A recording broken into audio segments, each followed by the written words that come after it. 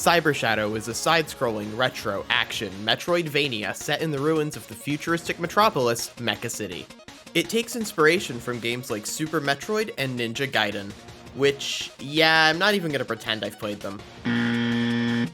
In it, you play as Shadow, a cyber-augmented ninja who is the last surviving member of his clan.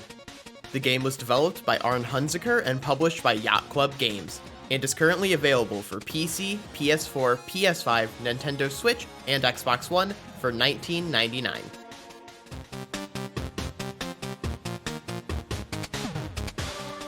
The story begins when Shadow emerges from a coma after being caught in an explosion.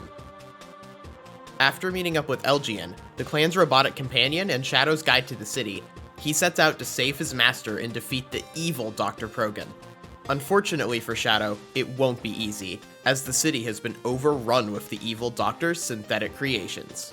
The story is told in classic retro style, with exposition given through short cutscenes, various logs you can read, and from talking to other characters. While the story isn't the main focus in this type of game, Cyber Shadow's tale is surprisingly good. It's well written and has memorable characters, and I was genuinely invested in Shadow's journey by the end of the game. And even if that ending is a bit predictable, the game's earlier plot twists, entertaining encounters, and even a few emotional moments more than make up for that.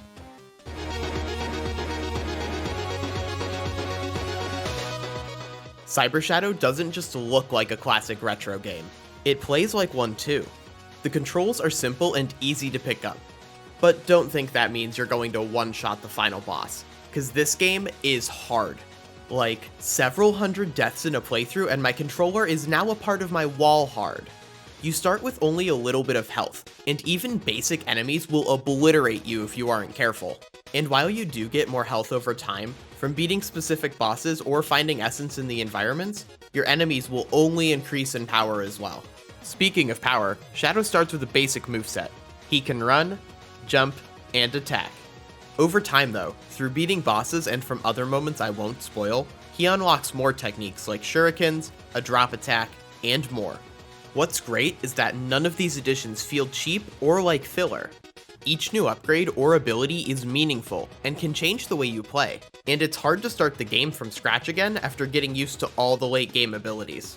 But while these powers are all awesome, they can't be abused, as each time you use a special ability, it drains your SP, and you'll need to get more before you can use them again. So no spamming those shurikens, even if it is very tempting. The level design in Cyber Shadow is great too. Most of the game's 11 chapters are laid out similarly. You'll have to fight your way through multiple screens between checkpoints, fight a boss or two, unlock an ability, and move on. There's an awesome amount of enemy variety, with ones that fly, run, shoot, and more. And there's definitely some that you'll learn to hate more than others. Oh my god, I hate these stupid flies. Checkpoints are fairly, if somewhat cruelly placed. You'll have to fight through several screens to get from one to the next. These are usually pretty difficult, and learning the best way through each section is a great and satisfying challenge, even if it can be a bit frustrating if one area takes just a few too many attempts. And that feeling when you die with the checkpoint in sight, it's just depressing. Oh, and you'll definitely be sick of that death noise by the time you finish the game.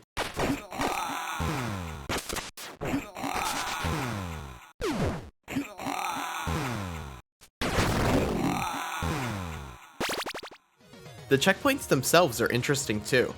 Once you reach one, you can respawn there for free, but most checkpoints also have upgrades you can buy with the game's currency, including a refill to your SP, and several different useful weapons and gadgets, which are dropped after you get hit 3 times.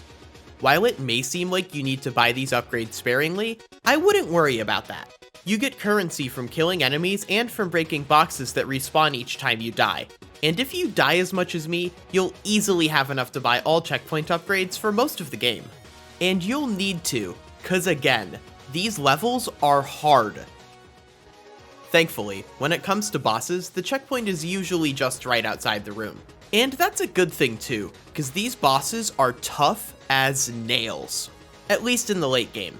Each has its own unique attack set, and many of the later ones have multiple difficult phases. You'll probably make it through the first few without much trouble, but it won't take long for it to get rough. So here's a tip.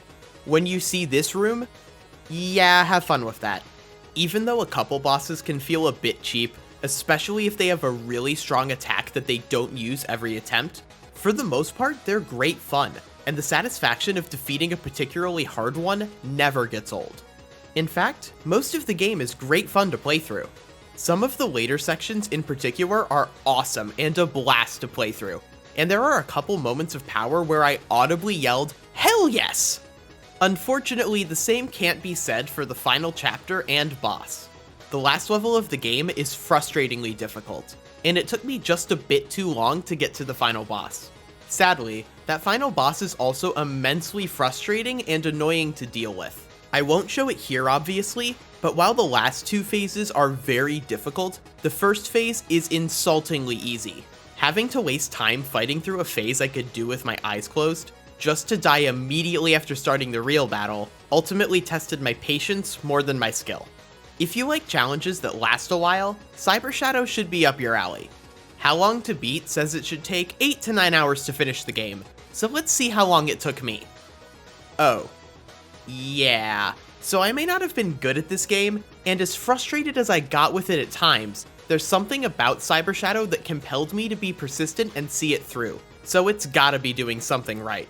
The game's achievements give it some great replay value too. They challenge you to do unique things like beat certain bosses in a specific way, or finish the game in less than 3 hours, which I don't think I'll be doing anytime soon.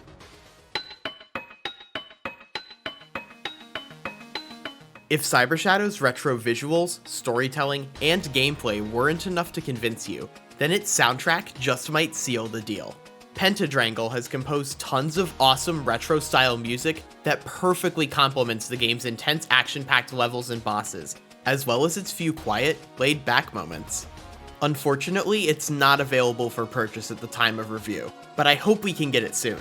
Come on dude, let me give you money, cause these tracks are awesome.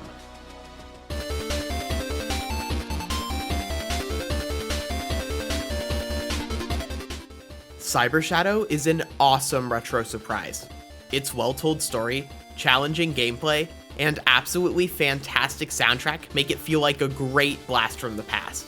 And even if it can occasionally be a bit too frustrating for its own good, especially in that last chapter, there's just something so compelling about this game that pulled me through. Yes, it definitely tested my patience, but Cyber Shadow gave me a challenge I just couldn't say no to, and one I firmly refused to be beaten by. If you're looking for a game to test your skills, force you to, I hate to say it, get good, and leave you feeling powerful in a way that few games can, Cyber Shadow is the game for you.